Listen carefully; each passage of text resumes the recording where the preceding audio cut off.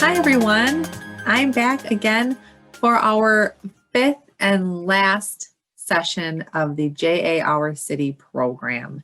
I've had such a great time with you over these last several sessions, and I'm sad that we're on our last one, but this is going to be a fun one, and I hope you continue to learn some new things.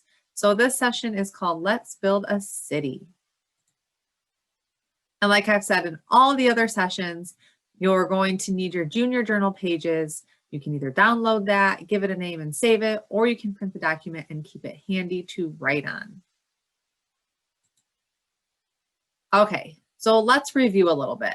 Let me ask you, why did the money choices we make help a city be a great place to live, work, play, and go to school? So remember, we've talked about the 4 money choices throughout this whole program: spend, save, earn, and donate. So why do the money choices we make help a city? So a big one is if we don't spend any money, then we're not supporting businesses, and those businesses can't stay open. So spending money at businesses helps other people earn money and save money. Saving our money helps us spend it on things that we want later. It helps us have money to donate. Donating money helps people in the community. It can help organizations that run off of donations. And if we don't save, then we're not going to have any money to buy the things that we want later that we may not have enough money for right now. So all of the money choices work together. And remember that businesses and individuals and the government do all 4 money choices. So we talked about how businesses have to save money, they have to earn money in order to stay open. A lot of times they donate money. People spend, save, earn, and donate, and then the government does. So the government earns money through taxes, and they use that money to pay for things in the city, like police and fire stations, and fixing roads and public parks and public libraries, and for schools and teachers and all sorts of things. So not only do we practice all 4 money choices, but businesses and government do as well. So now we're going to look at how different businesses and community buildings make up a city. And we're going to think about the money choices that different businesses make. So I'm going to show you a video with our Cha-Ching band members again, and then we will talk about the video a little bit afterwards.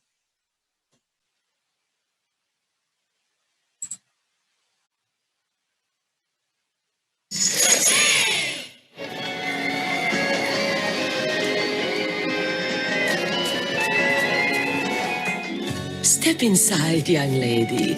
Let me show you a future that might be a happy and rewarding life, or something far more dreary.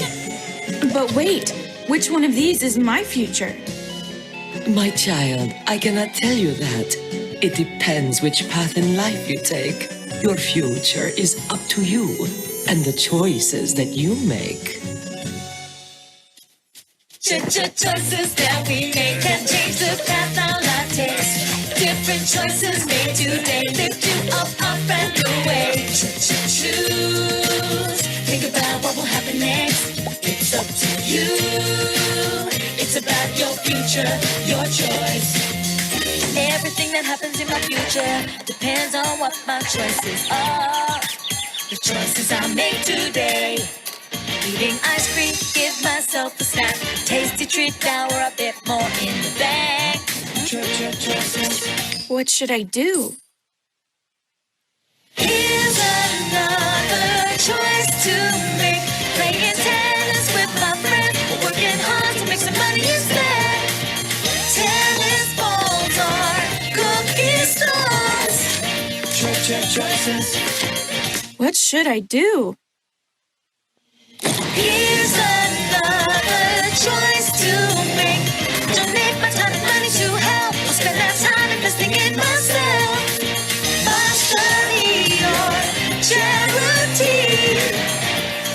choices. What should I do? Choices that we make can change the path our life takes. Different choices made today lift you up and away. Choose. The future's in my hands. It's up to you. So now's my chance.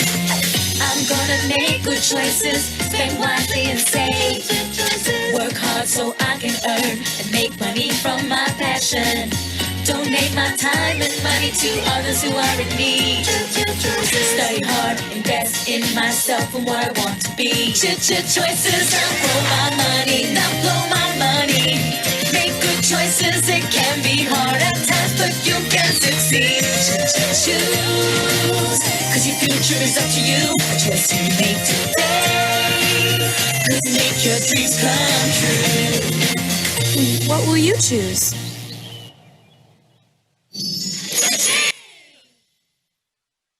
Okay, so we saw one of the band members, she went through a lot of money choices through that whole video, and she had to decide what to do with her money. And a lot of those situations were probably kind of hard for her to decide, just like it might be hard for you to decide if you get money for something that you did or work that you did at home or for your birthday, whether you're going to spend it or save it or donate it.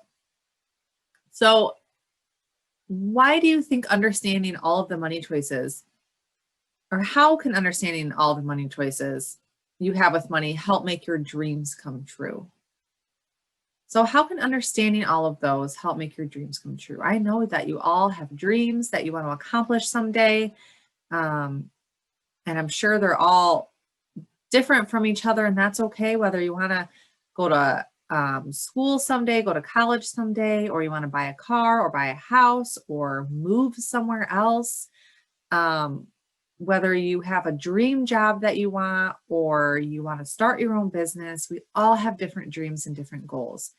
And understanding our money choices can help us accomplish those goals.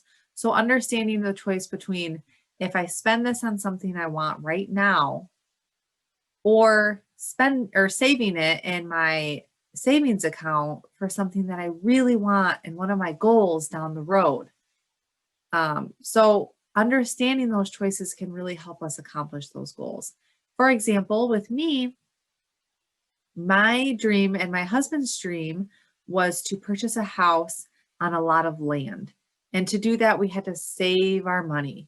So we made choices. Instead of going out to eat and buying extra things, we saved all of that extra money. We rented a house for a few years to save up extra money. And then we had enough money for a down payment on a house with a bunch of land. So we accomplished one of our goals and one of our dreams because we made certain money choices to get there.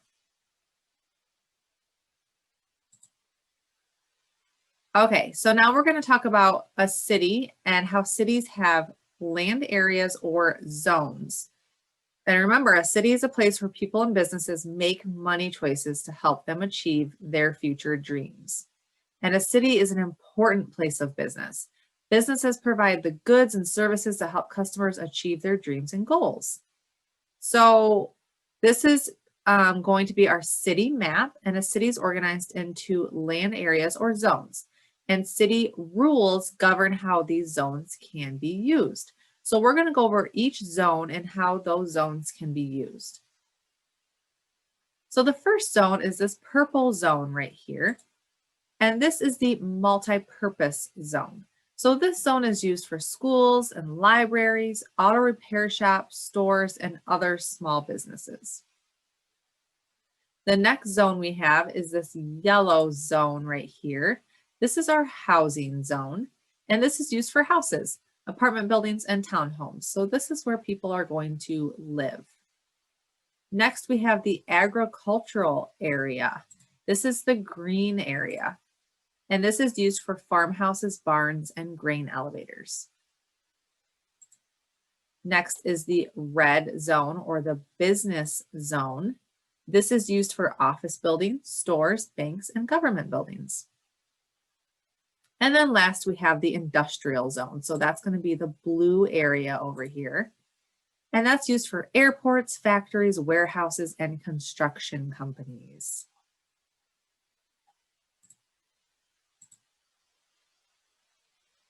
Okay, so we have our 5 zones: industrial, business, housing, agricultural, and multi-purpose.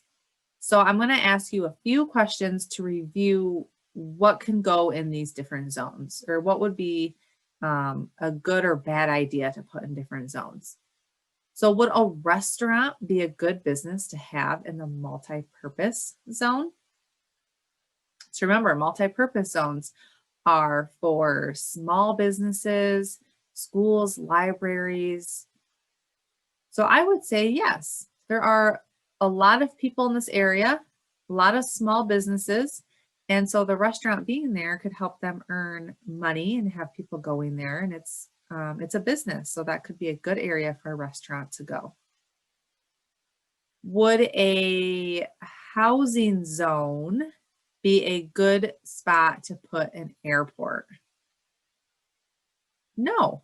Remember, people live in the housing zone. This is for houses and apartments and townhomes. And an airport would just be too noisy to go there. If we put an airport there, people aren't going to want to live there. Or a lot of people aren't going to want to live there. It might seem like a good idea because then people would live close to the airport, which isn't necessarily a bad thing, but unfortunately it's not allowed in this zone. So in what zones might people work to earn money?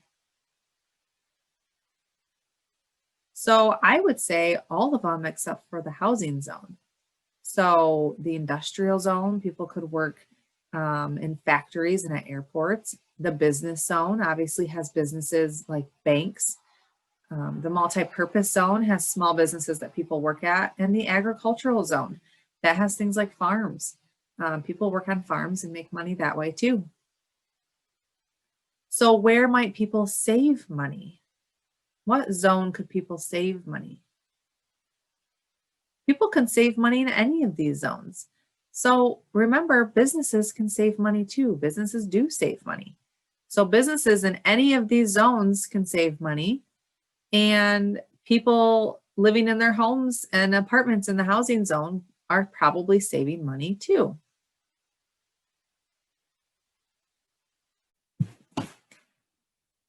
Okay, so now you guys get to do a really fun activity. This is always one of my favorites. You are going to get to either pick a building, or you're going to have a building assigned to you out of these choices, and then you get to answer a few questions about them. So the questions that I want you to answer once you have your building is there a good or service related to your building? So for example, if you get assigned a house, does that house sell a good or a service? Probably not. But does a grocery store sell a good or a service? You need to decide which one. If you get a hotel, is that a good or a service? If you get an apartment building, does that sell a good or a service? How does your building earn money, save money, spend money, or donate money? And you need to pick and choose what money choices that building will be practicing or business will be practicing. So is it doing all 4 money choices? Is it doing one of them, 2, 3? You need to decide what money choices that business or that building does. And then in which zone will your building belong in? So you need to decide, is it going to be in the industrial zone, the housing zone, the multi-purpose zone, the agricultural zone, or I'm missing one, the business zone. So you need to pick a zone that that building will best fit.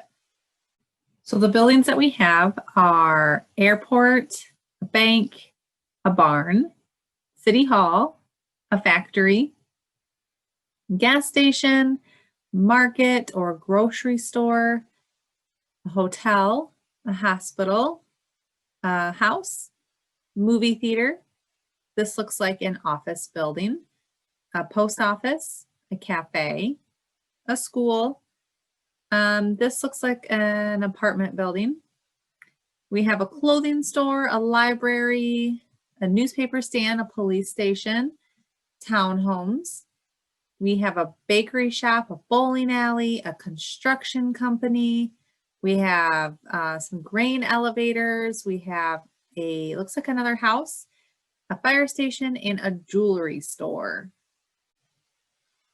So these are all the buildings that you will either get to choose from or will be assigned to you.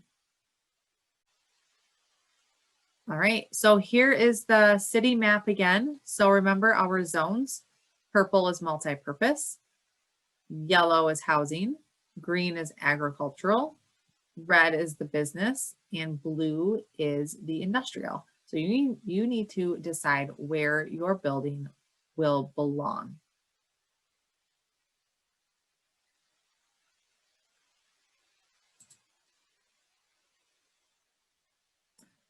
Okay, so once that's all decided and you guys have placed your buildings and you've answered those questions, you have built a city.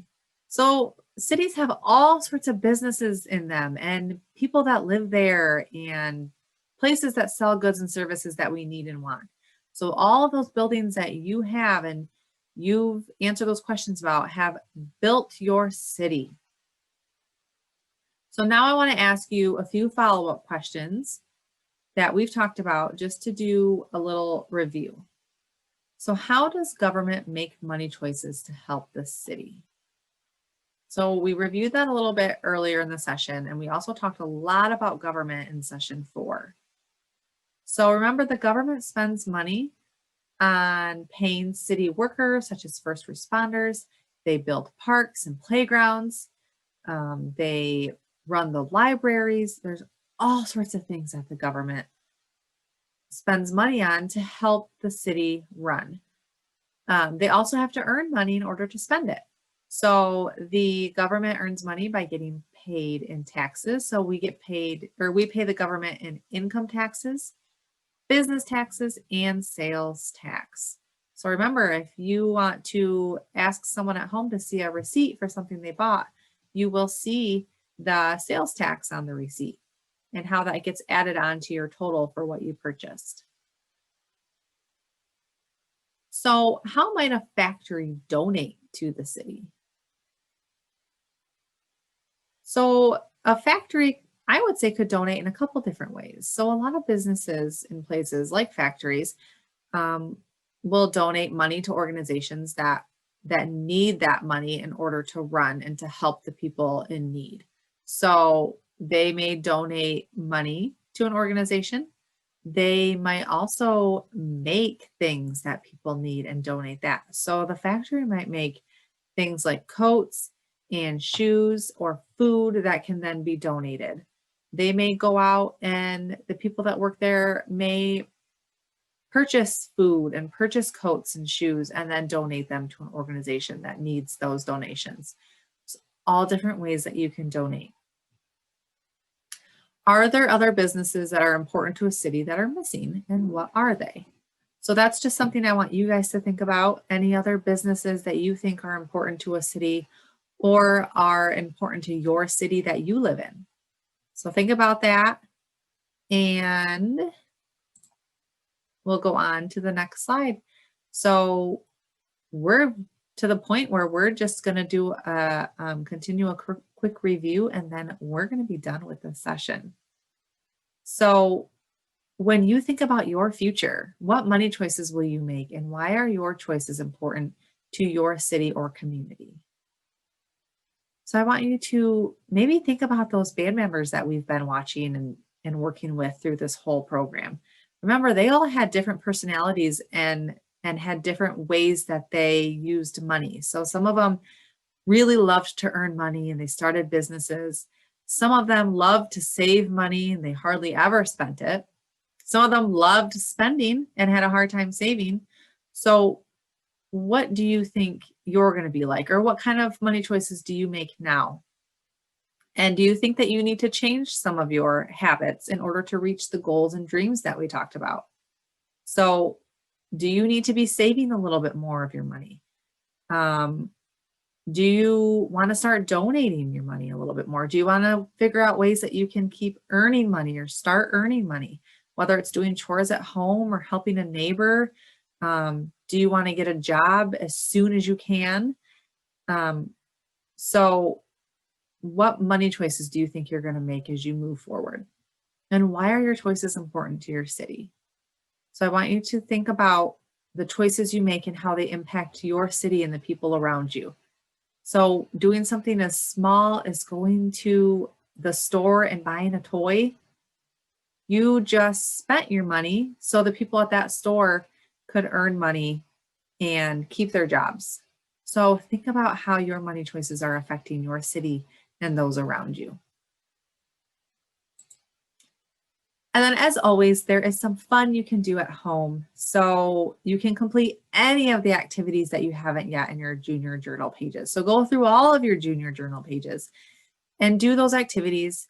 And there are more videos that you can watch, more cha-ching videos you can watch about all of our band members here. All right, so here's your certificate of achievement that you have definitely earned. That you're going to get because you got through all 5 sessions with me. I hope that you had as much fun as I did and you learned a little bit something too. And I want to wish you all the best in your futures. I hope you achieve your goals and your dreams. And remember to do all 4 of those money choices and do them wisely. Make wise choices. Think about your goals and your future and make those money choices that will get you to where you want to be. So congratulations, we're all done. And again, I wish you all the best and thank you so much for joining me. Bye.